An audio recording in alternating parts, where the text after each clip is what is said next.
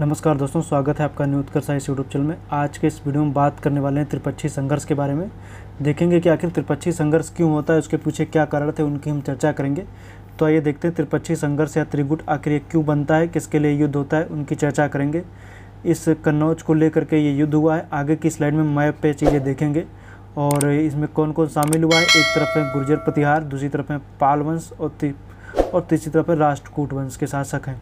तो इनमें जब हम देखेंगे तो आखिर कन्नौज को लेकर के क्यों युद्ध होता है, क्योंकि यहाँ पर एक दुर्बल आयुध वंश का शासन चल रहा है, काफ़ी कमज़ोर है। तो सबको लगता है कि इनको पराजित करके अपने क्षेत्र में विस्तार किया जाए। तो इसमें देखेंगे तो हर्षवर्धन के पश्चात, चूँकि पिछले वीडियो में मैंने बताया था हर्षवर्धन की बात मैंने किया था हर्षवर्धन की, तो इस वीडियो में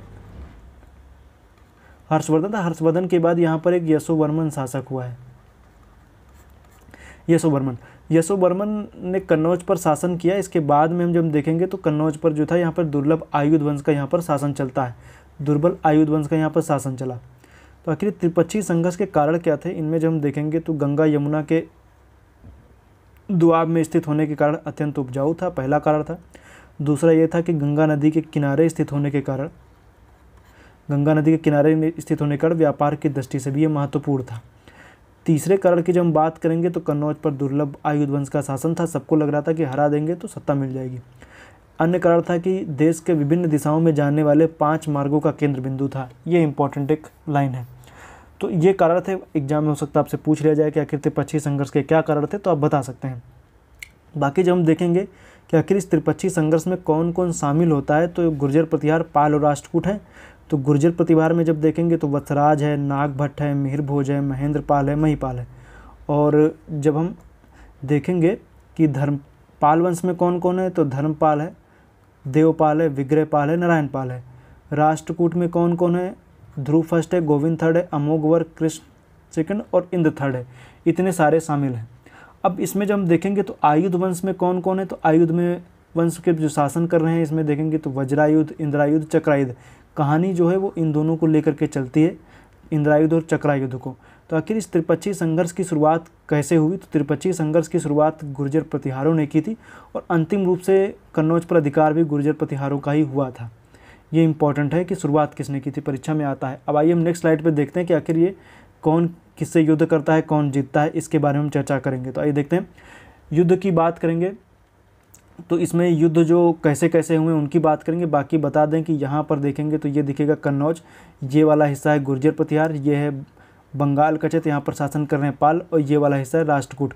इन्हीं को लेकर के जो है वो युद्ध की स्थिति बनेगी और ये वाला मैदान बन जाएगा युद्ध का। तो सब लोग यहाँ पर अपना शक्ति प्रदर्शन करेंगे। तो आइए देखते हैं वत्सराज ने क्या किया था। अब इसमें देखिए कौन किसको पराजित किया, ये याद रखिए। वत्सराज ने सबसे पहले पराजित किया इंद्रायुध को, पराजित कर अपने अधीन किया।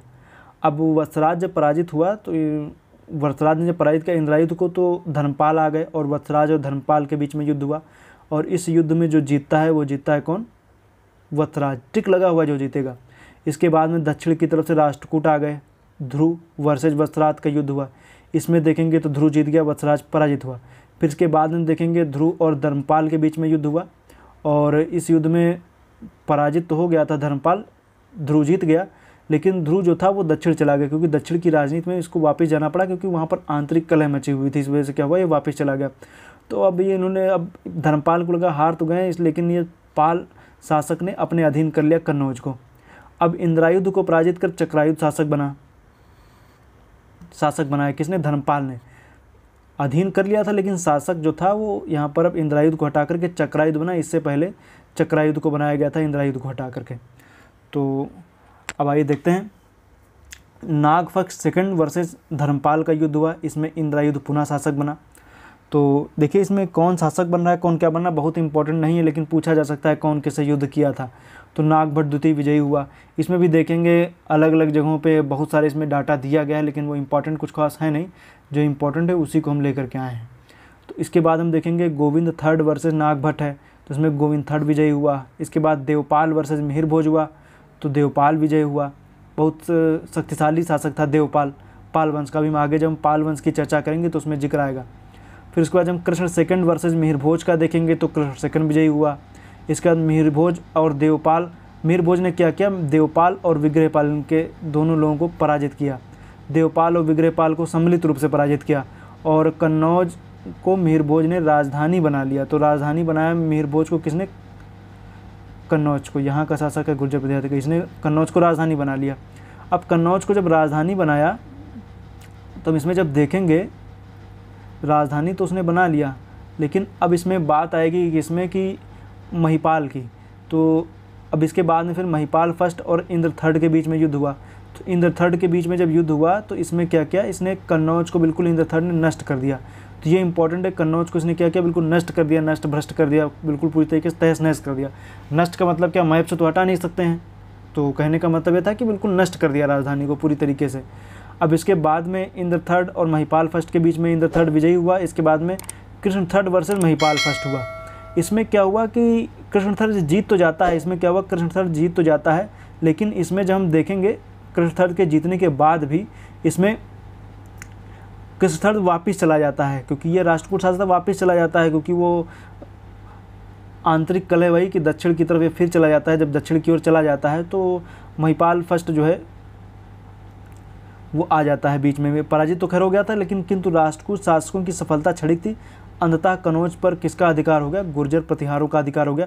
वैसे तो ये गुर्जर प्रतिहार हार गए थे, लेकिन आगे चल करके जब हम देखेंगे तो जब कि कृष्ण थर्ड चला जाता है तो अंतिम रूप देखेंगे तो पाल वंश भी पूरी तरीके से अपने ढलान पर थे और वो आगे कुछ खास दिलचस्पी दिखाते नहीं हैं। अंत में क्या होता है कि राष्ट्रकूट के हारने के राष्ट्रकूट जब चले जाते हैं तो कन्नौज पर गुर्जर प्रतिहारों का अंतिम रूप से शासन चलने लगता है।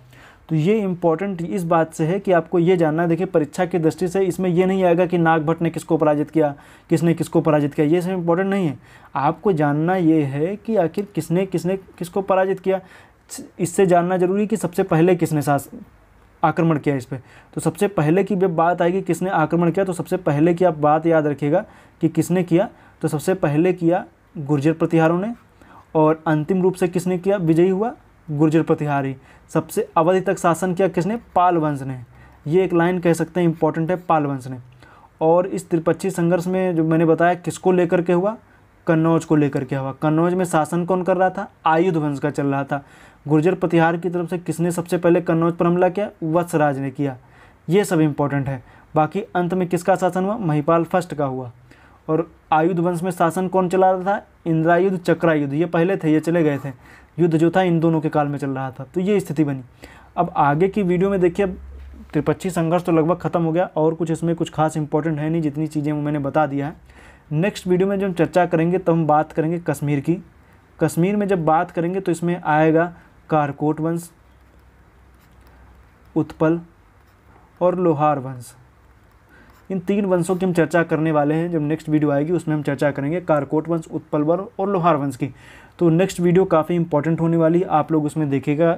कई किताबों में मैंने देखा है ये कश्मीर का टॉपिक भी हटा दिया गया है, नहीं दिया गया, लेकिन आपको मैं अच्छे से विस्तृत रूप से बताने की कोशिश करूँगा। काफ़ी जगहों से मैटर निकाल के मैं लेकर के आया हूँ इसको।